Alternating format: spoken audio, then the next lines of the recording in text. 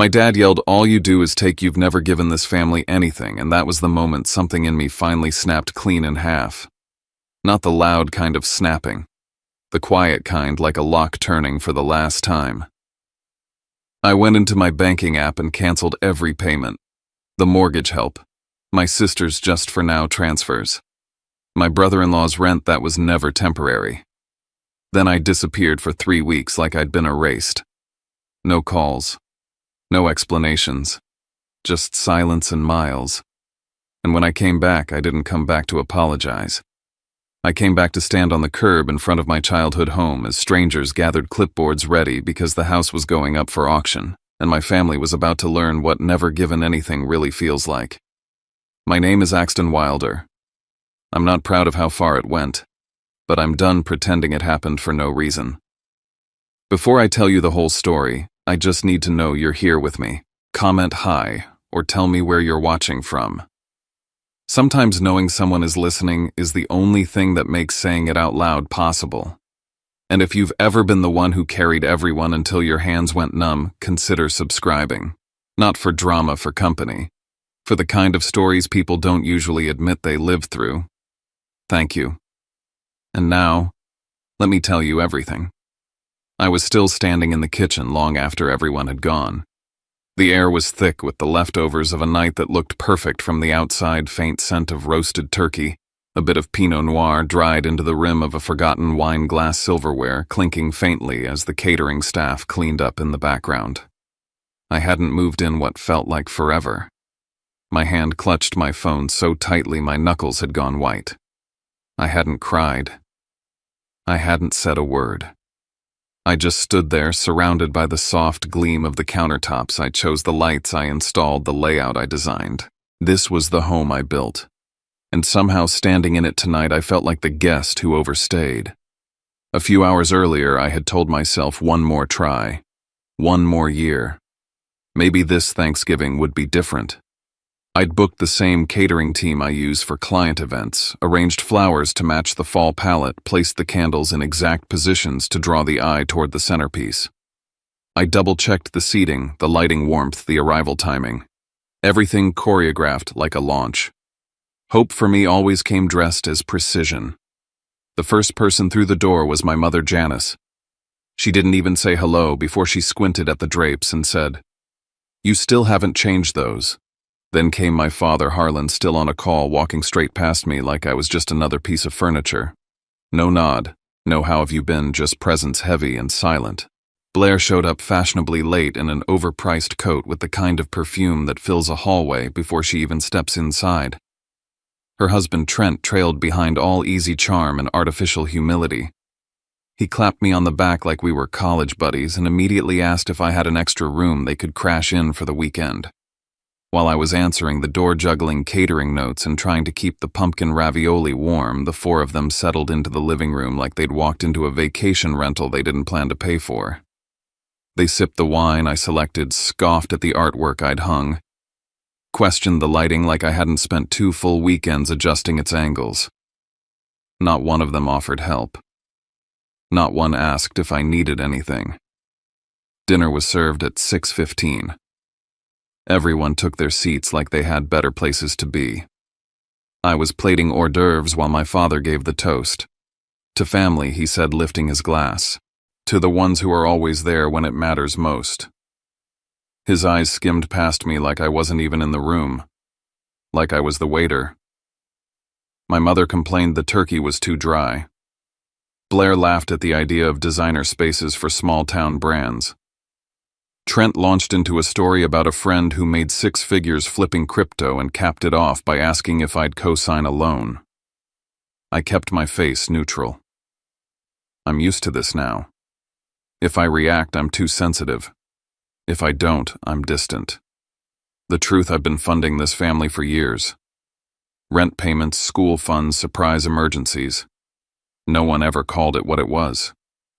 To them, it was just what Axton does. I bought a cabin outside Hood River for us to spend time together, never even got to stay a full weekend. They treat it like a free Airbnb. The studio project I'm leading now is the only reason the money hasn't run dry. It's not just my job, it's the damn holding their chaos back. By the time they left, I was back in the kitchen cleaning up after the last cocktail napkin. No thank yous. No. That was nice. Just the silence they always leave behind. I placed the last wine glass in the dishwasher and checked my phone. There was a voicemail from my father. I didn't listen to it right away. I just stared at the notification, gut clenched. Something was waiting in that message. Something that was about to unmake whatever part of me still wanted to believe we were a real family. I listened to the voicemail at 1:08 a.m., standing barefoot in the dark, my back against the fridge, the tile floor cold beneath me. I hit play and heard his voice sharp, controlled, the kind of tone Harlan used when delivering bad news to clients or issuing final warnings. "All you do is take," he said. "You've never given this family anything." I played it twice. Not because I wanted to hurt more, but because I needed to be sure I wasn't imagining it. Not just the words, but the conviction behind them. He believed it. Or worse, he wanted everyone else to. I wish I could say I was shocked. But it wasn't shock. It was more like clarity. Cold, aching clarity. That this wasn't an accident.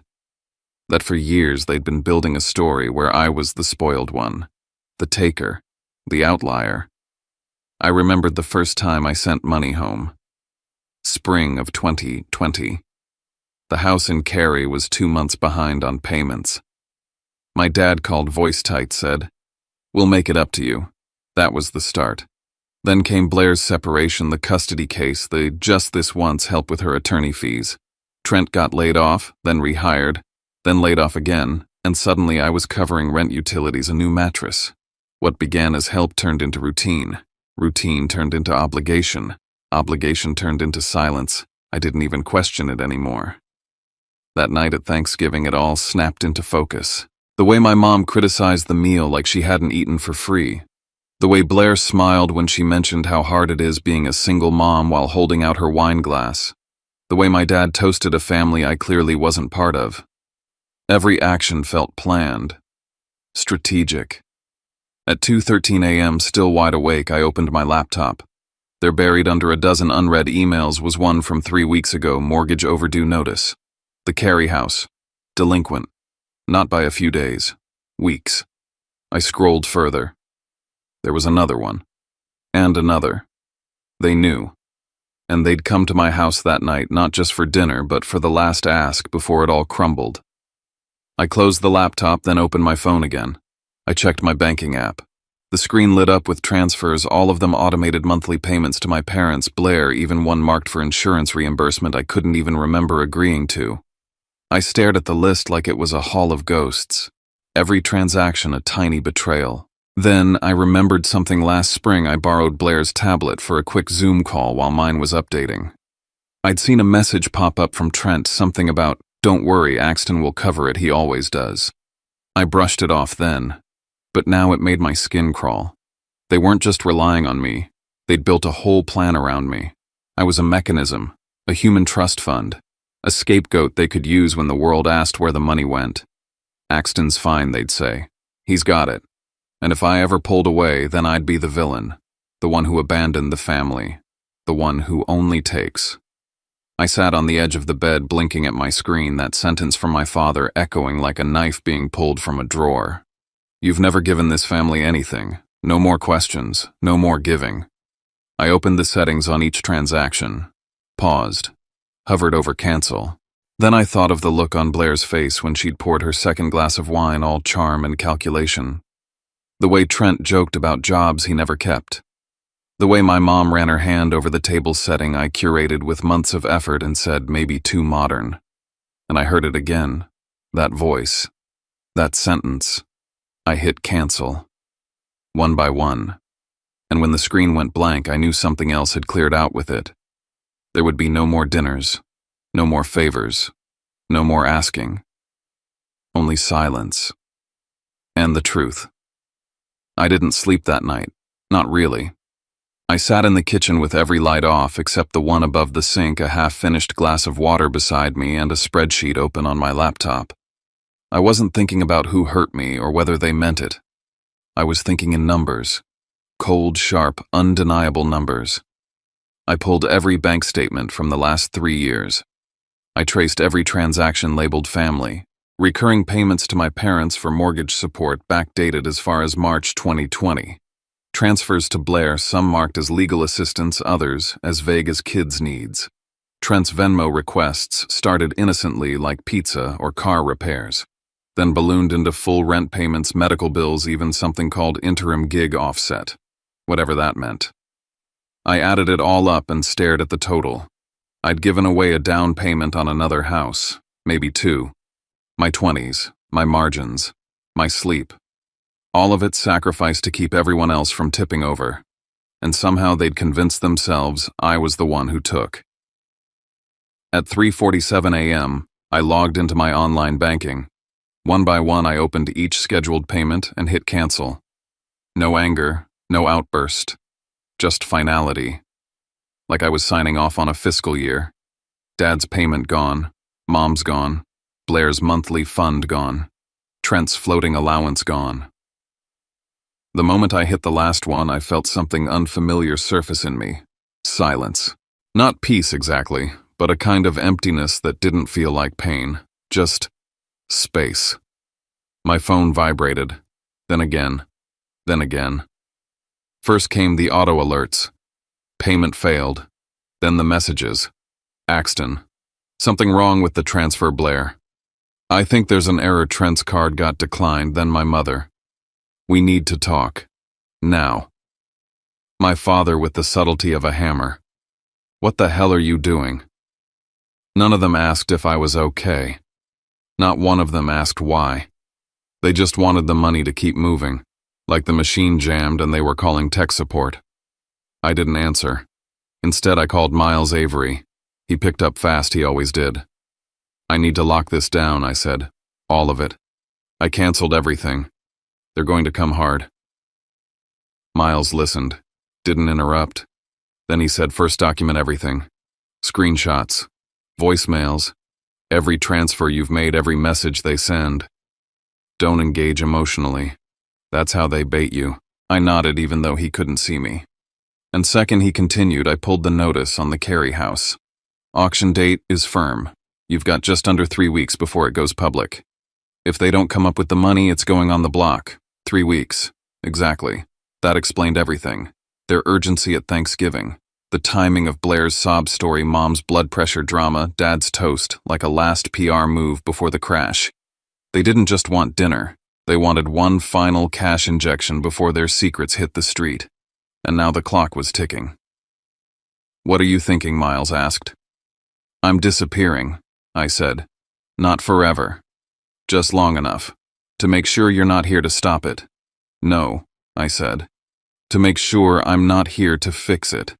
I spent the rest of the morning packing. A single bag. Clothes, a notebook, my backup laptop, a burner phone. Nothing traceable. I booked a cabin in Oregon under a separate account I used for solo retreats. I called the studio and told them I was taking a scheduled creative leave, something I'd already earned but never used. No one questioned it. At 6:14 a.m., I stepped into my car, shut the door, and threw my phone into airplane mode. As the city of Raleigh faded in my rear view, I kept hearing it. That voice. That sentence. All you do is take. Someday I'd play it back to him. Not in revenge. Just to remind him what it sounds like when someone rewrites your life in a single breath. But first, I was going to let him live with the silence. The cabin near Hood River was small. 2 rooms, 1 fireplace, 1 long window, looking out at a stretch of pine trees and fog so thick, it felt like the world ended just beyond the porch. That first night, I didn't unpack. I just stood there for a while, breathing air that didn't expect anything from me. I set rules. No notifications, no email, no scrolling through missed messages. My phone stayed off except for 1 check-in with Miles every few days. I broke my day into sections, long walks, sketching ideas without deadlines, cooking meals I actually enjoyed. No noise, no guilt. It took 3 days before my hands stopped twitching every time I heard a buzz that wasn't real. By day 4, I started drawing again. Not office parks or corporate entryways. Spaces I wanted to exist, quiet zones for people who carried invisible weight. Reading rooms, creative recovery pods. I sketched a retreat center for burnout survivors, each room with no clocks, no mirrors, no cell signal, just space and silence. That's when I knew I wasn't just hiding. I was healing. But the storm came anyway. The first message slipped through when I turned on the phone briefly to check a reservation email. Need to know what's going on, Blair's credit card just bounced. Then Trent says landlord threatened to change the locks. Then your mom's BP is spiking again. It was like they were taking shifts. On day 6, my voicemail filled up. My dad's voice cut through. You're burning bridges you don't understand. When this comes back on, you don't expect a hand. Day 8. Blair left a message sobbing. I don't know what to tell the kids. You promised you'd help us stay stable. This is cruel. I nearly caved. Nearly. Until I found it. An email from 2 weeks before Thanksgiving hidden under a spam label. Notice from a foreclosure service regarding the Carey house. It had been delinquent for months, which meant when they showed up at my home for Thanksgiving, they weren't visiting, they were staging, planning a final extraction before the ship sank. It was never about family. It was always about delay. By week 2, their messages changed tone. Are you okay? Trent asked. We're all worried. You're acting really erratic. Is this something chemical? My mom chimed in. You need help. Please, we're ready to support you through anything. Even if you can't see it right now. They were laying groundwork, reframing me not as the escapee but as the unstable one. Because if I was unwell, then whatever they'd done was necessary. It got worse. I answered a blocked number on day 11 thinking it was the cabin manager confirming my extension. Instead, it was a voice identifying themselves from a local welfare check service. We've had a call from concerned relatives. You've been off-grid. They just want to ensure you're safe. I kept calm, thanked them, said I was on retreat and fully functional. They seemed satisfied. I called Miles immediately. They're escalating, I said, trying to flip the narrative. Miles didn't hesitate. Then we escalate too. I'm compiling a file, voicemails, screenshots, transaction records, the foreclosure timeline. You're going to need it. Need it for what? For when they try to file something drastic. Emergency guardianship, asset freeze, a restraining order framed as mental health intervention. I stared at the window for a long time after we hung up. Outside, the trees stood still, indifferent. But I could feel the clock inside me counting down. I made 2 decisions. 1, I would not return early. That gave them too much stage time. 2, I would return on the exact day of the Carey auction, with proof, with posture, with everything they feared I'd never grow. That night I blocked every number. I set a timer on my calendar for the return flight. And I started organizing a folder called Receipts. Every voicemail, every email, every thread of the story they were so sure I'd never tell. I stood by the window the next morning, coffee in hand, and realized something simple and terrifying. They didn't fear losing me.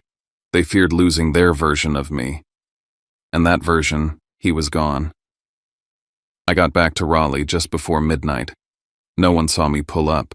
I parked 2 blocks away, walked the rest with the hood of my coat up, and let myself in through the side entrance like I was sneaking into my own life. I didn't turn on many lights.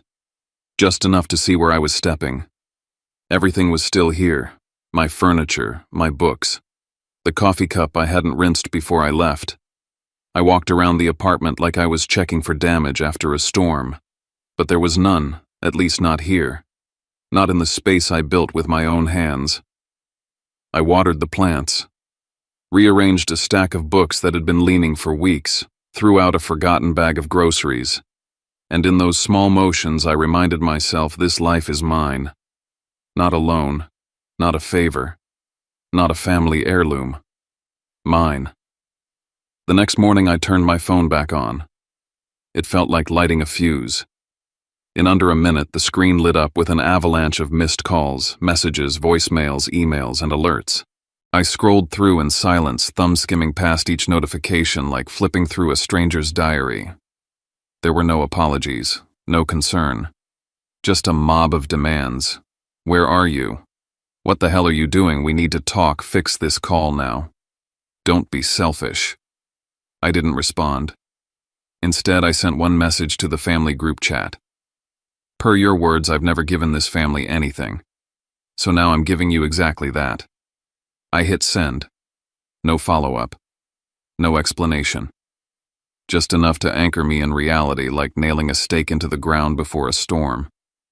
10 minutes later, a text came in from my cousin Marcus. Hey, you okay? Heard some stuff. You've been acting weird. People are worried. And there it was. They'd gotten ahead of me.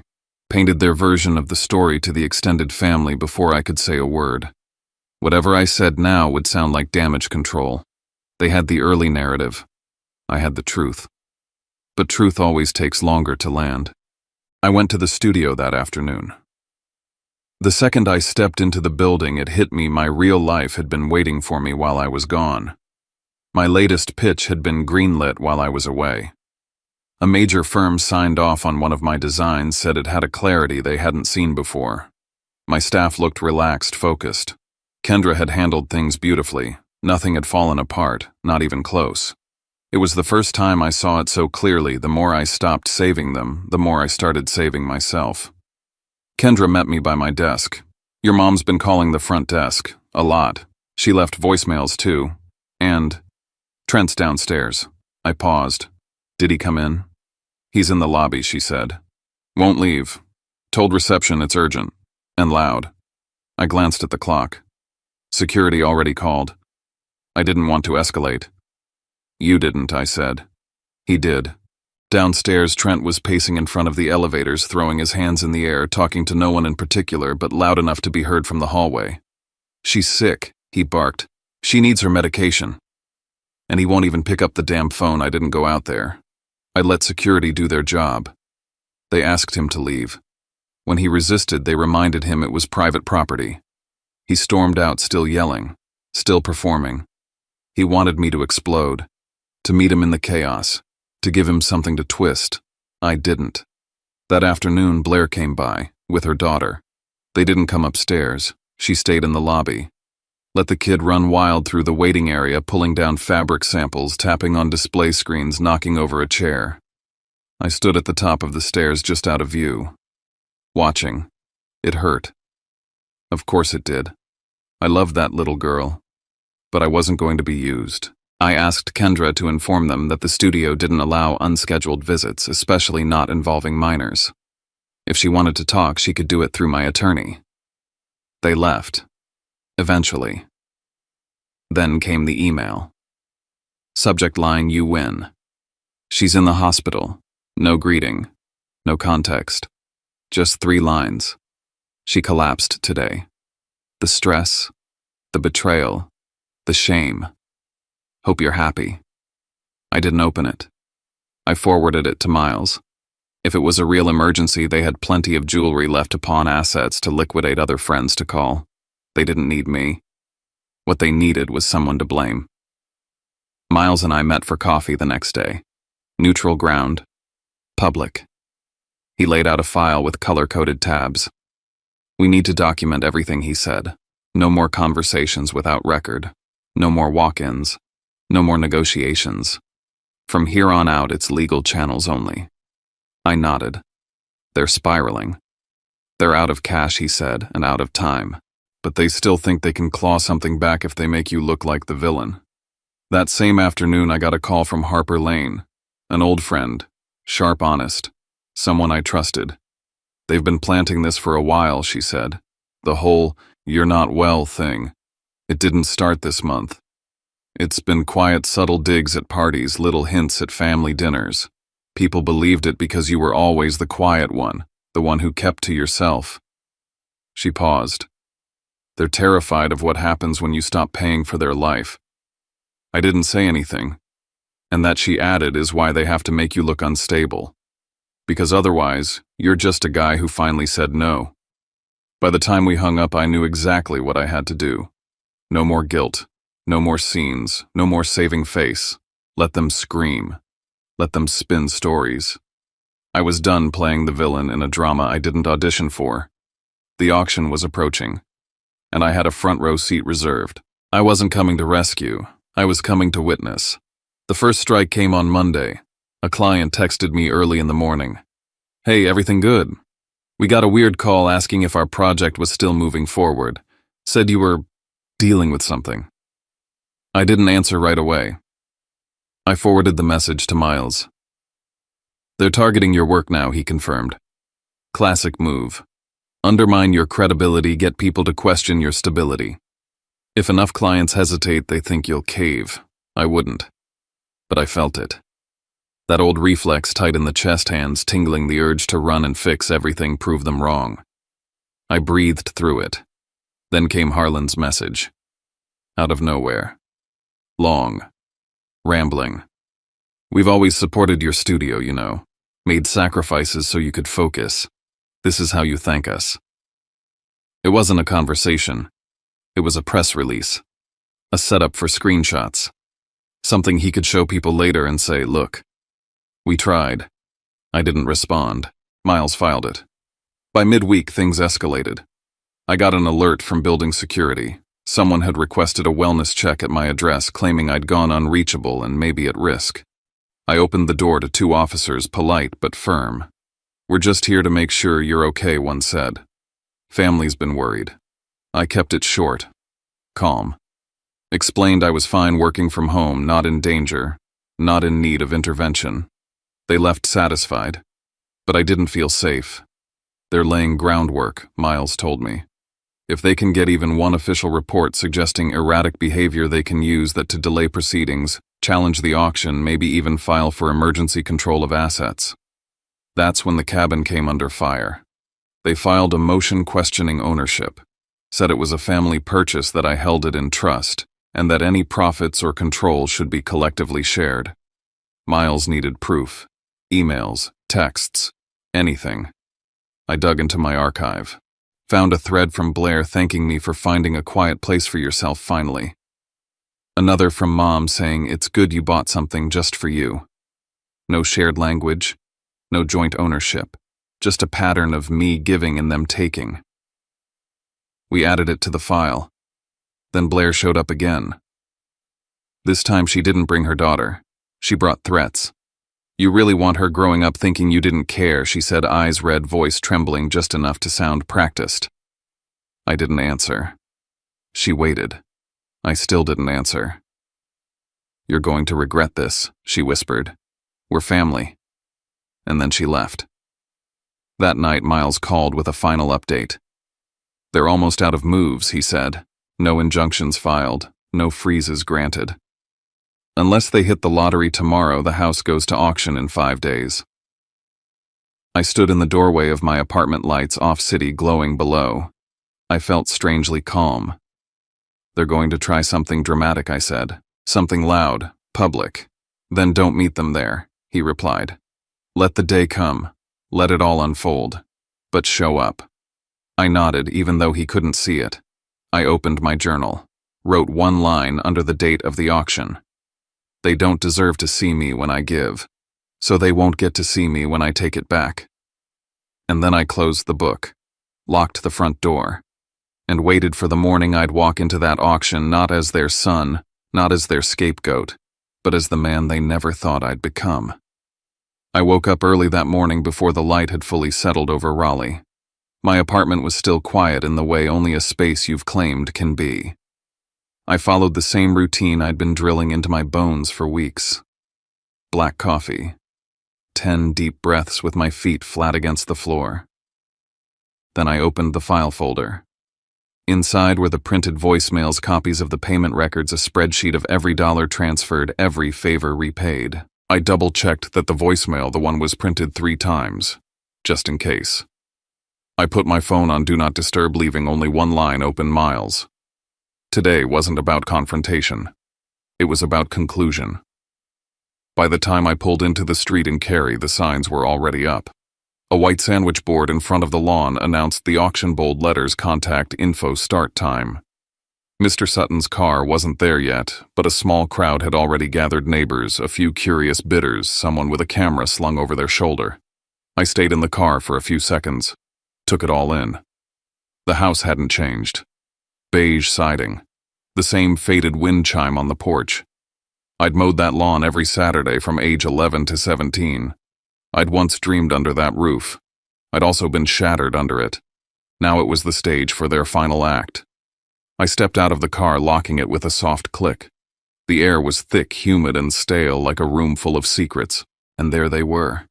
Harlan was front and center, standing stiff like a man presiding over a courtroom. Janice hovered to his left, clutching a handkerchief. Blair stood rigid, arms folded tight across her chest.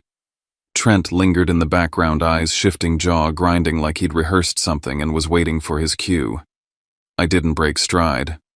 But before I could even shut my door, Harlan moved in. "What do you think you're doing, son?" His voice was low but sharp, the kind of tone that dared you to answer wrong. Janice moved closer. "I haven't slept in weeks," she said. Her voice cracked on cue. "My blood pressure is sky high. You're tearing this family apart." Blair followed. "Do you even care about the kids they ask about you? You're just gone." I didn't respond. I kept walking measured, even steps until I reached the edge of the driveway. That's when Harlan switched gears. "Axe," he said softly, using a name he hadn't used since I was 15. "You and I were better than this. You know this isn't how we solve things." I looked at him, studied the lines of his face. There was no warmth there, just strategy. He was trying to pull me aside. Negotiate. Get me away from the crowd. "No," I said calmly. "If there's anything to say it here." He hesitated. That was his first mistake. Mr. Sutton's SUV rolled in moments later, followed by 2 more cars. A man in business casual stepped out with a clipboard and started checking names. Bidders approached cautiously, but it was clear they knew what this was. And they knew who I was. That's when Blair struck. "You'll never see them again," she hissed. "If this goes through, you're cutting yourself off." I blinked. Once. Then I met her eyes. "I'm not the one using children as ransom." She faltered. The words didn't land where she expected. Janice looked panicked. Trent glanced at the growing crowd. Then I spoke just loud enough for everyone to hear. "There's been a lot of noise about what I've done. Let me be clear." I pulled out the paper, unfolded it, held it up the way you hold a mirror to someone who refuses to look. I read, "All you do is take. You've never given this family anything." Harlan's face froze. That was the voicemail I said, left by my father, on record, after I paid for his second mortgage, his car, and their hospital bills. After I supported Blair's kids. After I kept this house above water for 5 years. I looked up at him, and for the first time he looked small. "I'm not here to argue. I'm here to honor your words." Janice collapsed into sobs. Loud, theatrical. She sank to the porch steps like she was being crucified. "I carried you for 9 months, she wailed. "This is how you repay me." Trent stepped forward, voice rising. "She's sick, man. She needs medication. You're just gonna let this happen. You're fucking heartless." I didn't flinch. I turned toward Mr. Sutton. "Good morning. I'm Axton Wilder. I'm here to confirm the auction proceeds as scheduled. No delays, no negotiations." He nodded, a little unsure. "You're the current holder of the deed." "Yes," I said. "And I have documentation to prove it." I didn't need to say anything more. I'd already said everything I would. The rest was just wind and witnesses. Harlan started to speak again, but the auctioneer raised his clipboard. "Let's begin." I stepped back, watching the scene unfold. Blair looked like she might lunge forward. Janice wailed louder. Harlan's mouth opened, then closed. Trent stared at the ground. And I realized. What was being sold wasn't just a house. It was a fantasy. The fantasy that they controlled me. The illusion that guilt was currency. The myth that blood owed them everything. And today, it had a price tag. The auction ended quickly, clean, unsentimental. A family from Durham placed the final bid. Mr. Sutton handled the paperwork. I signed where I needed to, handed over the keys, and didn't look back. I didn't celebrate. I met Miles at his office 2 hours later. We reviewed the documentation, voicemails, emails, payment histories, witness statements, security footage. The file was thick, airtight. They may still contest the cabin, he warned. They might try and leak things, call it elder abuse, public sympathy plays. Let them, I said. I'm not reacting anymore. We locked in the next steps: no direct contact. All communication through legal. Phone numbers blocked. New mailing address sealed. For weeks, things were quiet. Not because they had changed, but because I stopped feeding the fire. The rumors about my mental state fizzled out when they couldn't find a spark. Clients kept working with me. Partners doubled down. One even pulled me aside and said, "Honestly, I've never seen you this focused. Whatever's going on, keep doing it." That's when I knew reputation isn't what they say about you. It's what stays standing after they stop talking. I put my apartment in Raleigh on the market, found a place in Taos, New Mexico, small, full of light, nestled between adobe walls, and sky so wide it made you breathe different. I didn't take much with me, just my tools, my files. A photo of me as a kid that I kept in the drawer, not for nostalgia, but to remember who I promised I'd become. Signing the deed in Taos felt like crossing a border. This wasn't just a new house. It was the first place I'd chosen with no strings attached.